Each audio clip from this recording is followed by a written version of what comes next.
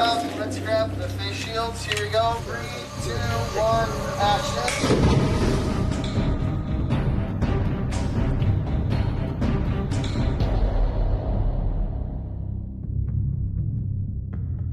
The point at which COVID really hit us, we were deep into the writing room process for season 11.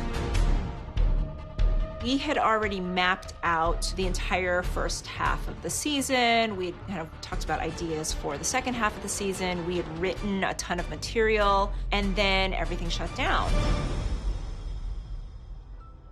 AMC Studio asked, like, hey, can we pivot to doing these additional episodes for season 10 that pick up off of that story, but will lead us into the next story that you want to tell? The writers put 6 really smart episodes in front of us that used different cast in different episodes, which gave us the ability to align those episodes with 2 directors and shooting them in a sequence that kept one unit away from the other unit so that we could all be together at the studio, but not with each other for safety reasons. There was kind of a natural story break between the end of season 10 and where we were going to pick up season 11. It's not really a season 10 and it's not really a season 11. They literally are designed to fit in between the 2 seasons. So these are kind of like their own little in-betweequels.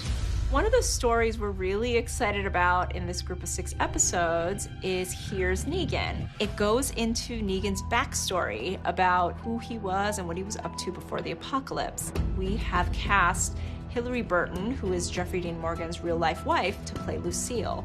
The creative challenge was, how do we do something that's kind of new and fresh and gives us a different window into the soul of Negan? You do what you do. You just make the magic happen.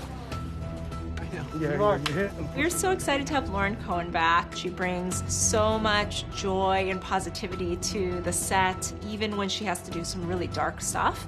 We saw her in what was intended to be the season 10 finale. You know, we just got a little taste of Maggie, and now we're gonna get to find out more about what has she been doing, who's this guy in the metal mask, where's Herschel, and we're gonna answer some of those questions and get into the next big storyline that we'll have on the show. That's cool. It's never gonna work. One of the other stories we get to tell in this group of 6 episodes is Daryl. We know that Daryl showed up with this dog. The dog checks the traps. Lets me know if I have a walk along. We are going to tell the story of how he met the dog, how he met the person that the dog was connected to, and that intercuts with a present-day story about Daryl and Carol. They're gonna get their own spin-off, but what's the road that they have to take to get to that point? Everyone's jobs in front and behind the camera is antithetical now to what it means to be safe. We have literally had to rethink what we do and how we do it. It's unfortunate that we're all living under these circumstances that we have to do this, but there's elements to the adjustments we've made that I think are smart and are beneficial to our industry overall. Creative people are creative. If there's any superpower that we have as people that are making television or movies, is that we're supposed to think of out-of-the-box ways to do things. And so I think you've really seen people stepping up to figure out how to make these processes possible at a really, really difficult time for everyone.